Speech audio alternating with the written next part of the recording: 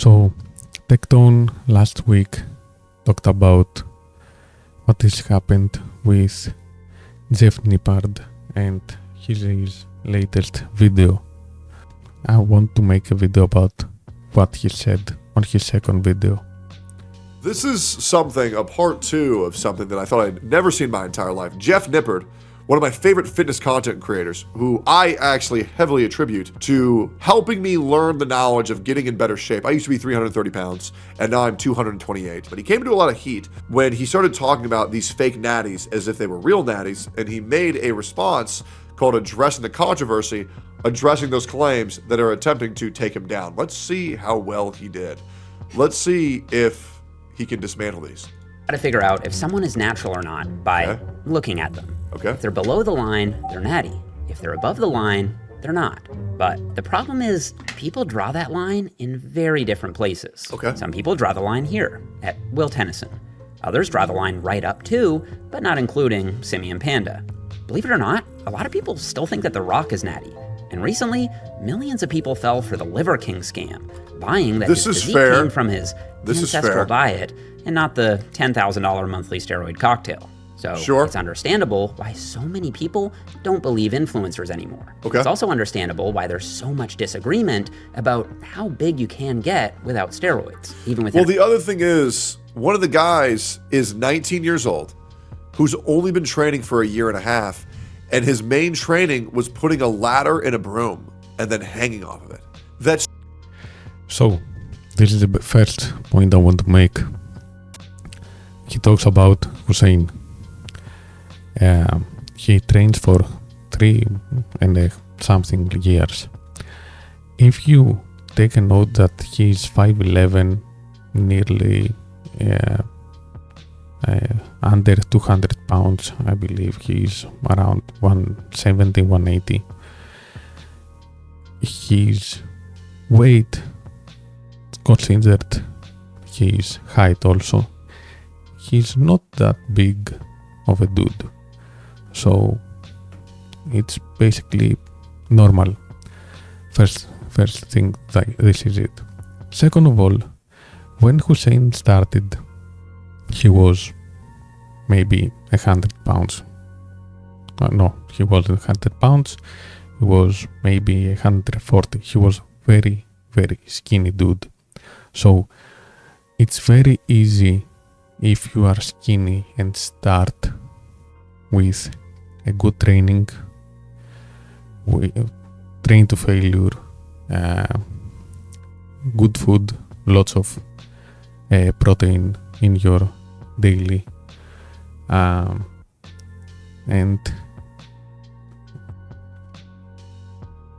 aerobic, and also you need a good rest. If you manage those things, you can do anything. You can have the body you dream of. Can you possibly be right next to Hussein? Maybe not, but you will be awesome. The last thing he mentioned is about the broomstick. Do I need to remind to people that there are lots of people that they are doing calisthenics, and with their body weight, they are huge. There's just no way to look like Hussein does. There's no way to look like that without steroids.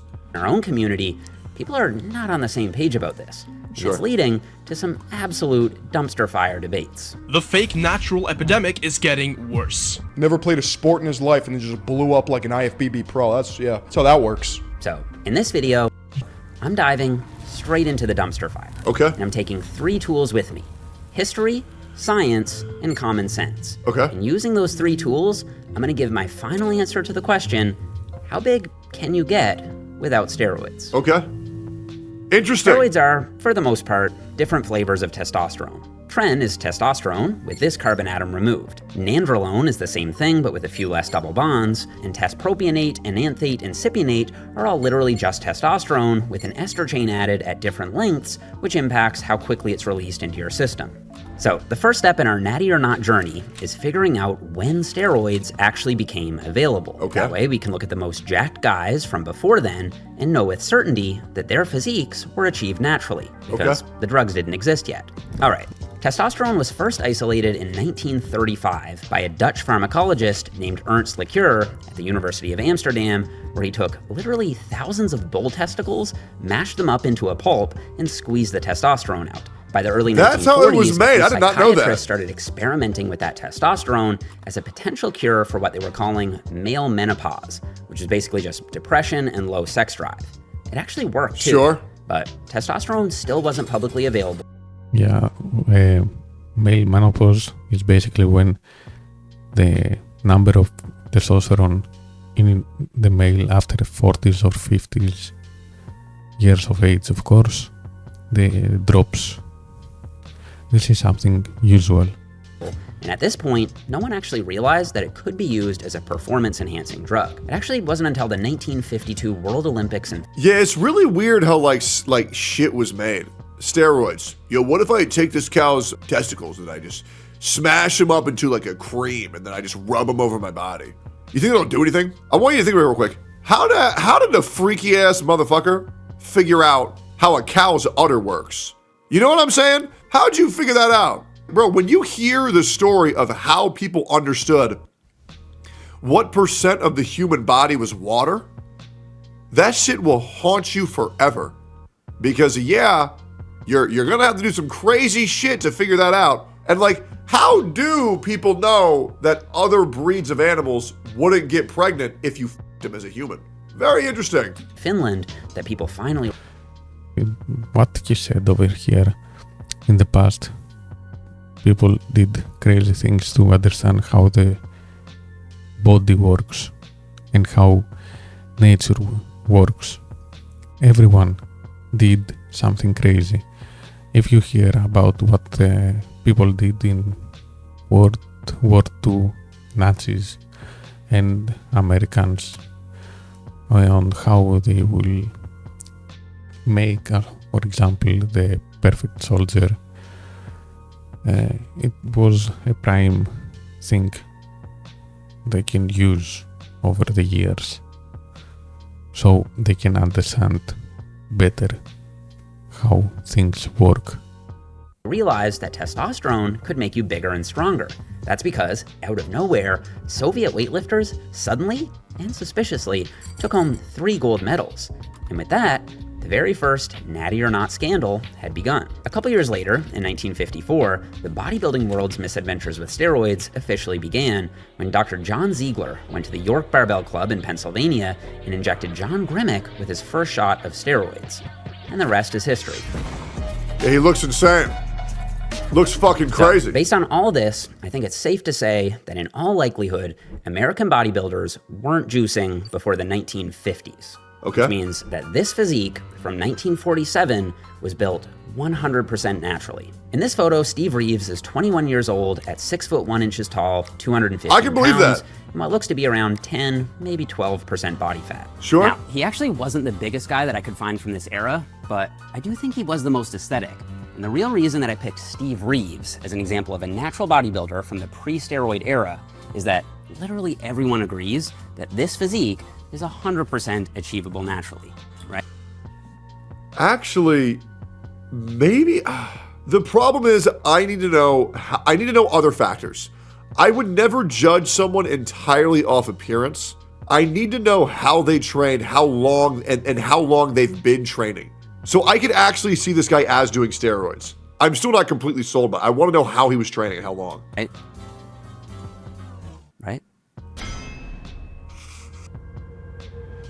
All right, well, there are a few skeptics.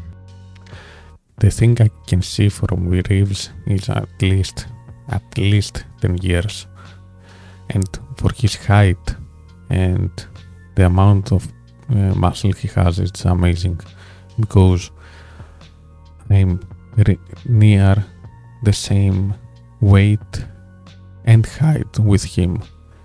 And it's amazing what can someone do. I'm telling you, I'm not near on how good he is looking I'm way fattier than that. And I can understand that he was training for years. I guess these people think that Steve Reeves, a 21-year-old from That was a one-like comment. It's not really that big of a deal. Montana, found a steroid plug before the U.S. Olympics team at a time when the U.S.-Soviet rivalry was at an all-time high. But you know what? Let's entertain the extreme skepticism and go back to before Ernst LeCure ever isolated testosterone.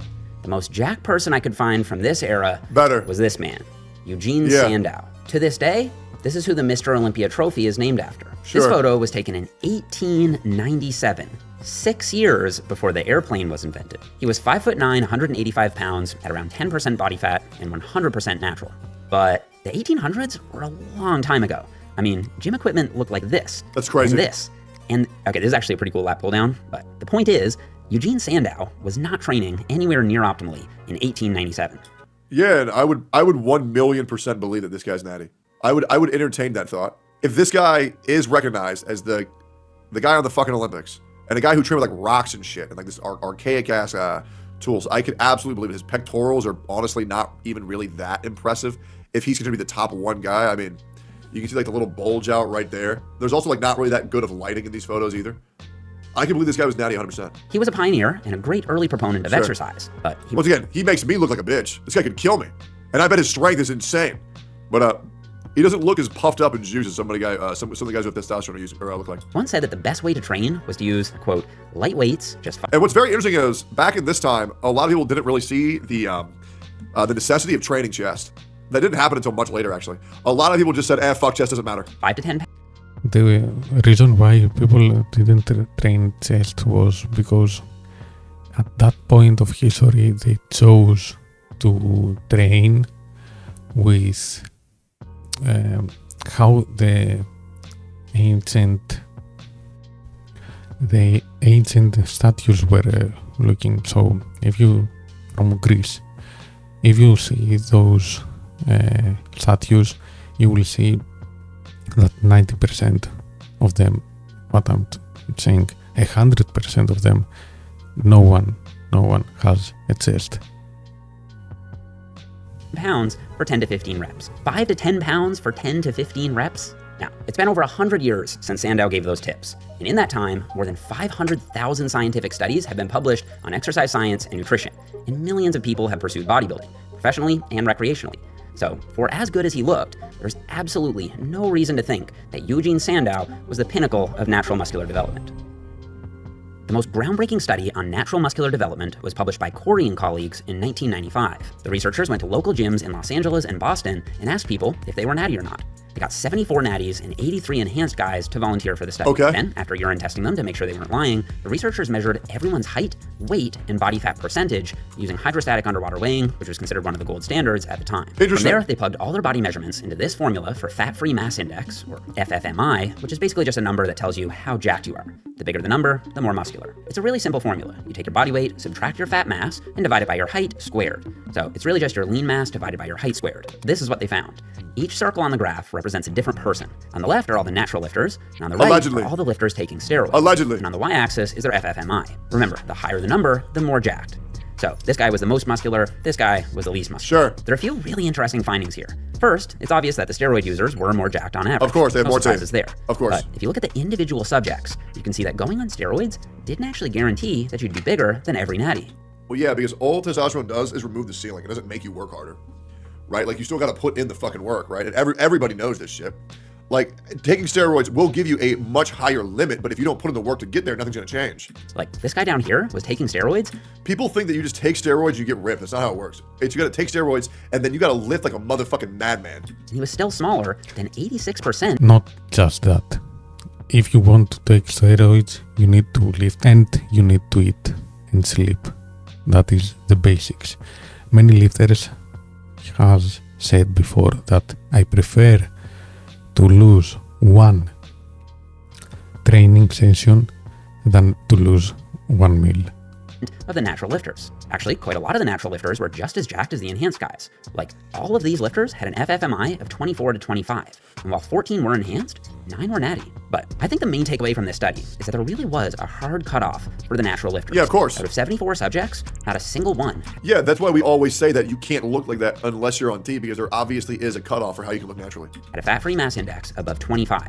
100% of lifters with an FFMI of 25 or higher were on steroids. This led the authors to state that only rare individuals, perhaps with some genetic or congenital anomalies, may attain an FFMI in excess of 25 without steroids. I fit their trend too. According to my latest DEXA scan, I'm 10.3% body fat, I'm 164.5 centimeters tall, and I weigh 155.8 pounds. I will say Jeff Nippard looks fucking ridiculous. That means my FFMI comes out to 24.4. Sure. So, is that it? 25 is the natty limit? Well, let's see. This is a list of all the pre-steroid era Mr. America bodybuilding winners from 1939 to 1949. In 1939, Burt Goodrich was the best bodybuilder in America. He had an FFMI of, 24.3. The next winner was Roland Essmaker. His FFMI was 22.6. In 1940, John Gremick won the title with an FFMI of 24.0. I don't understand how they found the body weight and okay, the height I can understand how they found it, but the percent of body fat on these people, how did they find it? How did they scale them? Okay, it's amazing how they did it. In 1942, Frank Late won the title with an FFMI of, there it is, 25.5. That's weird because that guy don't even look that crazy. Am I crazy here? Like, this guy don't even look that crazy. And then from 1943 to 1949, 5 other pre-steroid era bodybuilders broke through the supposed natty ceiling. Hold up. 25.5. And then from 1943 to 1949, 5 other pre-steroid era bodybuilders broke through the supposed natty ceiling. That's because they got steroids earlier. They had a hookup, and they said, oh, my brother, you take these, make you stronger. Yeah, they just cheated. It's that easy. I hope that helps. They cheated. Of a 25 FFMI. So yeah. I love the fact that they cheated because I say so. Bro science. Even when you go to the best of the best, hitting an FFMI of over 25 is rare, but it's not impossible. Hold up. 1942 is the earliest one. Yeah, I just feel like if steroids were invented and emerged in the 1930s, I feel like they could have just got some. I mean, this is like 12 years after that shit. So I feel like these dudes just took this shit before anybody else knew about it, right? Just because they were popularized later doesn't mean that they weren't ever available to these dudes. And before the certain time period, none of them broke that scale. So I just feel like maybe they just got it early. You know what I'm saying? Maybe they got early access. You know what I'm saying? Let's go back to the Corey study. There are only 74. They prepaid it, so they had the early access before the full game was released. Subjects here. Yeah. Again, you do see this hard cutoff on the natty side at 25. And it's also like, Jeff, don't you think there's kind of a coincidence that like all around the same time period, so many people started popping up over that line? You don't think there was a chance that those guys were just fakes? But I suspect that if they had more natural subjects, you would have seen more people break through that ceiling. And with enough subjects, you'd eventually see a normal distribution, more like what you see on the enhanced side. Just consider this 2017 study on Division I and Division. I feel like it's very weird to pull up a science-based study and then say, but I feel like this would happen if this. Okay, well, that's just what you feel. You know what I'm saying? Division 2 college football players. The average FFMI for an offensive lineman was 20. Sometimes when you are studying some pattern anywhere on the universe, you're trying to understand why and how it's happening by creating more questions. When you make a study, you might find more questions than solutions to what you have asked. 25.1. That was the average. A nice few players did go over 25. Now, while the NCAA does randomly drug test its players, some of those guys, yeah, they're just cheating, may have been juicing at some point. But I really doubt they were literally all juicing. And I think that, combined with the Mr. America data, it's pretty clear that, while it is very uncommon, it's not impossible to have an FFMI over 25 naturally. Hussein Farhat, the fitness influencer from my last video, is 185 pounds at 5 foot 11 inches tall and around 12% body fat. He has an FFMI of, what do you think, 25, 26, 27? Let me guess 23. Now, Hussein's FFMI was 22.8. Yep. Now, I know the issue with Hussein isn't his... Once again, nobody cares about his size or how he looks. It's a combination of how he looks with the way that he trained. There is no way. Size per se. It's the speed of his transformation Absolutely. that's suspicious. Absolutely. In this Instagram post, Hussein said he went There's from no 134 to 184 pounds in his first 3 years of lifting at around the same body fat. I know he looks a lot leaner on the right, but there's some serious angle, lighting, and photo filter tricks going on there, so it's honestly not a good comparison. Regardless, let's just say he gained 50 pounds of lean mass in 3 years. Is that possible? That would have meant, and I want to remind you, I believe this is from 16 years old to 19 years old, where he was training with a ladder and a broom. That means he would have had to 0 mistakes ever for 3 straight years. There's just no fucking way, man. There's no way. Well, if you train to failure and eating, sleeping good, you can have not the same, but a really good body. I don't want to watch any more from this video. If you want to train, you need to do those 3 things. If you are natural, you need it. Others has accomplished it, but staying consistent is the most difficult thing to do, especially for me, for example, is the food. The most difficult thing I can do. That's that. I will leave a link of the Tectone's video to go watch the rest of it. And I want to make one last thing clear. Yes, we need the influencers to be honest with them using gear or not. But don't hear the naysayers that you can't use a stick to make gains. You can. If you have ideas of how to use it and stick to the plan day after day and try to make a good and try to eat good food and sleep well, you will make gains. That's for sure. So stop hearing the naysayers. Just begin your journey. Be better.